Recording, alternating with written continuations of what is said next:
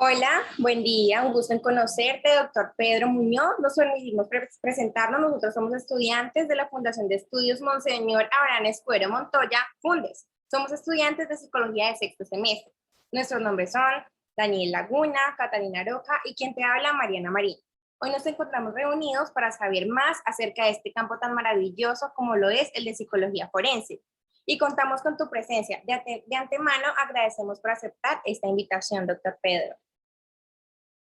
Un gusto poder compartir con ustedes este espacio, pues, y todo lo que pueda ayudarles y responder sus preguntas, encantado. Vale, doctor Pedro, ¿cómo te encuentras el día de hoy? Para nosotros como estudiantes es un placer conocerte, conocer tu labor diaria y qué nos puedes aportar y ayudar para comprender este campo de la psicología forense. Muy bien, encantado, chicas, de responder sus preguntas. Cuéntenme, ¿qué quieren que les respondamos sus preguntas?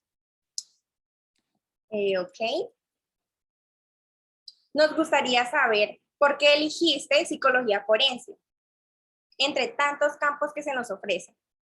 Bueno, en realidad, yo elegí psicología forense después de haber pasado por varios campos durante mi carrera universitaria. Durante mi formación, a ver, me gustaba mucho el tema de adicciones, hasta que hice prácticas en adicciones y no me gustó. Entonces empecé a buscar un campo que me guste. Lo trabajé en el ámbito hospitalario, me gustó, pero no tanto. Trabajé con niños, la verdad que no me gustó mucho. Y trabajé con ancianos, trabajé en muchas áreas, hasta que un día hice unas prácticas, por casualidad, unas prácticas en la cárcel, pues sí me gustó mucho. Y empecé a profundizar más en el campo de la criminalística, la criminología y la psicología forense. Así que fue más porque, vamos, no encontraba un área que me guste y empecé a buscar todas. Así que llegué a psicología forense y me di cuenta que esta era la ideal. Aparte que era a mi parecer, desde mi perspectiva, la menos aburrida, la más entretenida, la que compartes con más gente, la menos monótona, digamos así. Por eso elegí psicología forense. Vale, muchas gracias, doctor Pedro. ¿Nos podrías brindar una mejor definición de lo que realmente es psicología forense? Bueno, psicología forense es la psicología en el foro, ¿no es cierto? Psicología en la audiencia, psicología en el juicio. Todo lo que hacemos nosotros en la audiencia, toda la presentación de los informes, y lo que hace pues, el psicólogo es responder las preguntas que se hacen, que hacen las partes procesales durante mejor dicho, que hacen lo- las distintas entidades dentro de la audiencia, para poder explicar qué situaciones mentales estaban involucradas uno u otro delito. En resumen, ¿qué hace un psicólogo forense? ¿Qué es un psicólogo forense? Es un profesional que lleva la psicología al servicio de la justicia. Doctor, aparte de esa pregunta que es tan importante, ¿usted nos podría decir qué relación hay entre la psicología forense y la criminología? Muy bien, la criminología, como saben, intenta explicar las circunstancias, intenta explicar las variables del delito, el agresor, la víctima. Y nosotros nos alimentamos mucho de la criminología porque justamente eso es lo que se demanda de nosotros en las audiencias, que podamos explicar las circunstancias que rodean a cierto delito, que rodean a cierto hecho.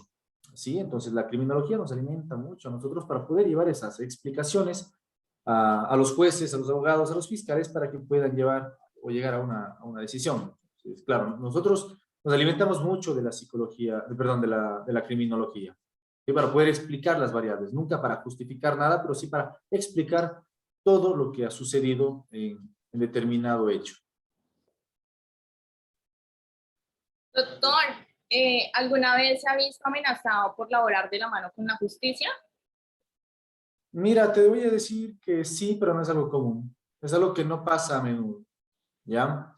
Normalmente lo que suele pasar es que intentan sobornarte, eso sí.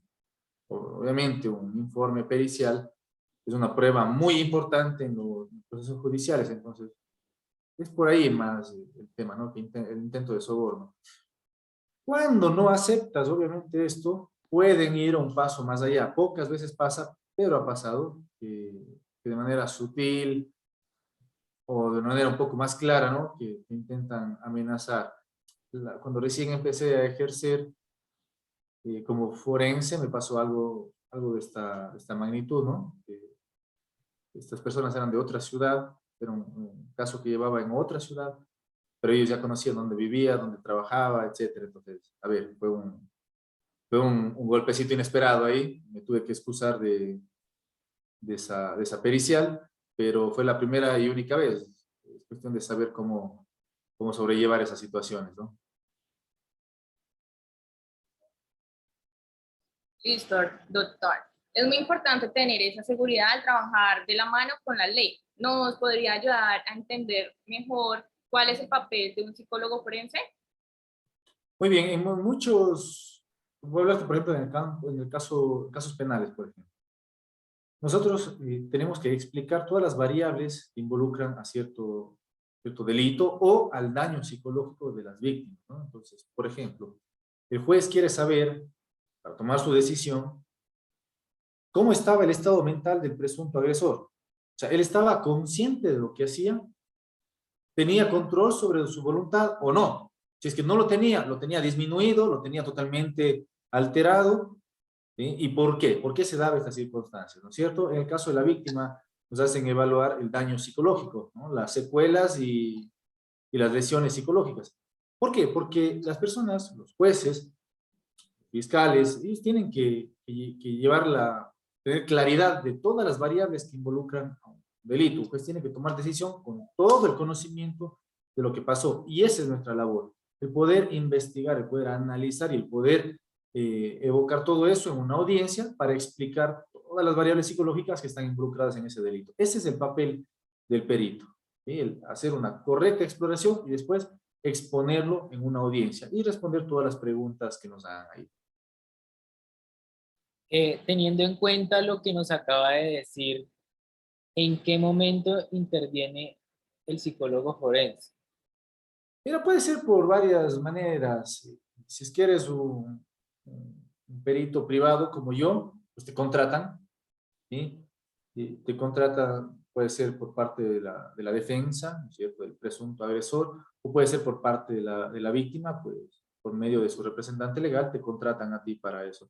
Ahí te dan, pues, la labor que tienes que hacer. O puede ser por un sorteo directamente de la función judicial.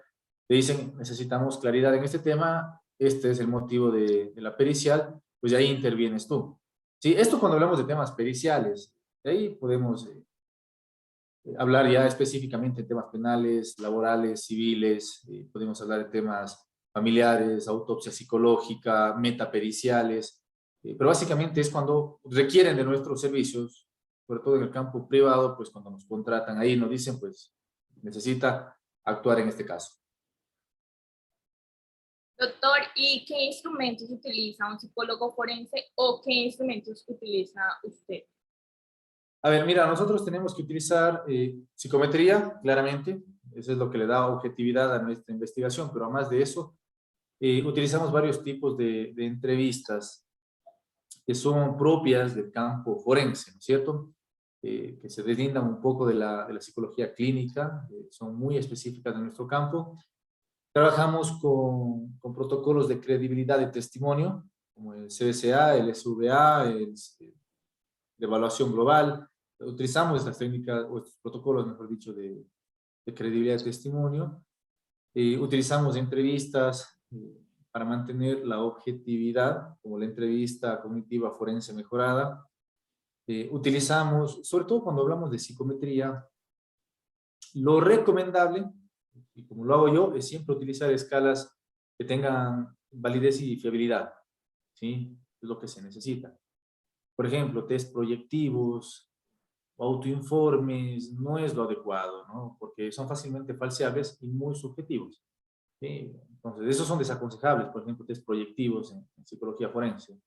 A menos que vayas a trabajar con un niño menor de 5 años que no puede evocar una situación, ahí sí puedes utilizar como complemento los proyectivos, pero por lo general no.